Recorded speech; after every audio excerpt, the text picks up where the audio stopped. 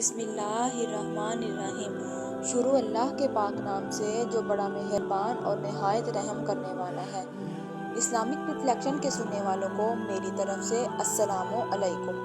پیارے دوستو، آج ہم جس واقعے کا ذکر کریں گے وہ ہے قوم سبا پر اللہ کا عذاب۔ اہل سرسار کی ایک قوم جسے قوم سبا بھی کہا جاتا ہے، اللہ تعالیٰ کی بے شمار نعمتوں کے اندر زندگی گزار رہی تھی۔ یہ قوم ایک عظیم تہذیب و تمدن کی مالک تھی۔ حضرت داؤد علیہ السلام اور حضرت سلیمان علیہ السلام کی باعظمت حکومتوں کے بعد ان کی حکومت زبان و زد خاص و عام تھی۔ کہا جاتا ہے کہ یہ لوگ گندم کے مغز سے آٹا پیس کر روٹیاں پکاتے تھے، لیکن اس کے برعکس وہ اس قدر اسراف کرنے والے اور ناشکرے تھے کہ انہی روٹیوں کے ساتھ بچوں کا پہانا صاف کرتے تھے۔ بعد ازاں ان آلودہ روٹیوں کو اکٹھا کرنے سے ایک پہاڑ بن گیا۔ پھر ایک صالحہ شخص نے وہاں سے گزرتے ہوئے ایک عورت کو دیکھا جو روٹی کے ساتھ بچے کے پہانے کے مقام کو صاف کر رہی تھی۔ اس شخص نے عورت سے کہا، تیرے اوپر افسوس! خدا سے ڈر، کہیں ایسا نہ ہو کہ خدا تیرے اوپر اپنا غضب ڈالے اور تجھ سے اپنی نعمت چھین لے۔ اس عورت نے جواب میں مذاق اڑایا اور مغرورانہ انداز میں کہا، جاؤ جاؤ، گویا کہ مجھے بھوک سے ڈرا رہے ہو۔ جب تک سرسار جاری رہے گا، مجھے بھوک سے کسی قسم کا کوئی خوف نہیں ہے۔ کوئی زیادہ عرصہ نہیں گزرا تھا کہ اللہ تعالیٰ نے ان لوگوں پر اپنا غضب ڈھایا۔ پانی جو کہ زندگی کی بنیاد ہے، ان لوگوں سے چھین لیا، یہاں تک کہ قحط نازل ہوا۔ بات یہاں تک پہنچ گئی کہ ان کے ذخیرہ کی ہوئی تمام غذا ختم ہوگی۔ آخرکار وہ مجبور ہو گئے کہ انہی آلودہ روٹیوں پر ٹوٹ پڑے جو ان لوگوں نے اکٹھی کر کے ایک پہاڑ کی مانند ڈھیر لگایا ہوا تھا، بلکہ وہاں سے روٹی لینے کے لیے بھی قطار میں لگنا پڑتا تھا تاکہ ہر کوئی اپنے حصے کی روٹی لے سکے۔ کفران نعمت، قحط اور ان کی بدحالی کے بارے میں متعدد روایات موجود ہیں۔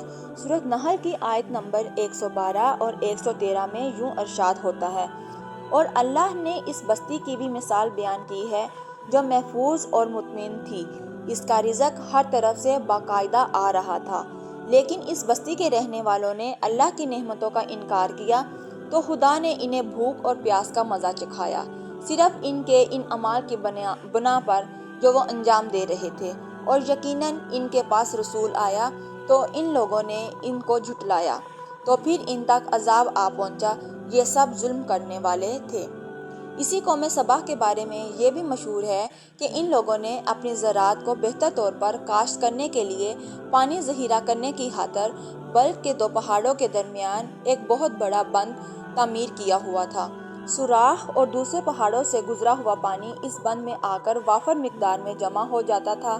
قوم سبا نے اس پانی سے صحیح طور پر استفادہ کرتے ہوئے وسیع و عریض اور بہت سے خوبصورت باغات لگائے اور کھیتی باڑی کو رونق بخشی۔ ان باغات کے درختوں کی شاخیں اس قدر پھلوں سے لدی ہوئی تھیں کہ کہتے ہیں اگر کوئی شخص سر پر ٹوکری رکھ کر ان کے نیچے سے گزرتا تو پھل خود بخود ٹوکری میں گرنا شروع ہو جاتے اور قلیل مدت میں ٹوکری تازہ پھلوں سے بھر جاتی۔ لیکن نعمتوں کی کثرت نے انہیں شکر کی بجائے سرمست اور غافل کر دیا تھا، یہاں تک کہ ان کے درمیان بہت بڑا طبقاتی نظام وجود میں آ چکا تھا۔ ان میں سے صاحب اقتدار لوگوں نے کمزور اور ضعیفوں کا خون چوسنا شروع کر دیا تھا، یہاں تک کہ ان لوگوں نے خدا سے ایک احمقانہ التماس کیا جس کا ذکر سورۃ سبا کی آیت نمبر 19 میں ملتا ہے۔ انہوں نے کہا، خدایا ہمارے سفروں کے درمیان فاصلہ زیادہ کر دے۔ انہوں نے اللہ تعالیٰ سے یہ التماس اس لیے کیا کہ غریب لوگ امیروں کی طرف سفر نہ کریں۔ ان کی خواہش تھی کہ آبادیوں کے درمیان خشکی ہو اور فاصلہ بہت زیادہ ہو تاکہ تحت دست اور کم آمدنی والے لوگ ان کی طرف سفر نہ کریں۔ اللہ تعالیٰ نے ان مغرور پیٹ کے پجاریوں پر اپنا غضب نازل کیا۔ بعض روایتوں کے مطابق ان مغرور لوگوں کی آنکھوں سے دور صحرائی چوہوں نے بند کے درمیان حملہ کر دیا، اسے اندر سے کھوکھلا کر دیا۔ ادھر سے بارشیں زیادہ ہو گئیں جن کی وجہ سے سیلاب آ گیا اور اس بند میں پانی بہت زیادہ اکٹھا ہو چکا تھا۔ اچانک بند کی دیواریں ٹوٹی، ان سے ایک بہت بڑا سیلاب آیا۔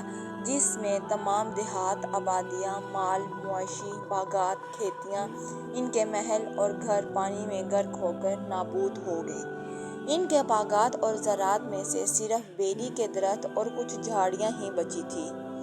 پرندے وہاں سے کوچ کر گئے تھے، جبکہ الوؤں اور کووں نے قوم سبا کے کھنڈرات میں اپنے گھونسلے بنا لیے تھے۔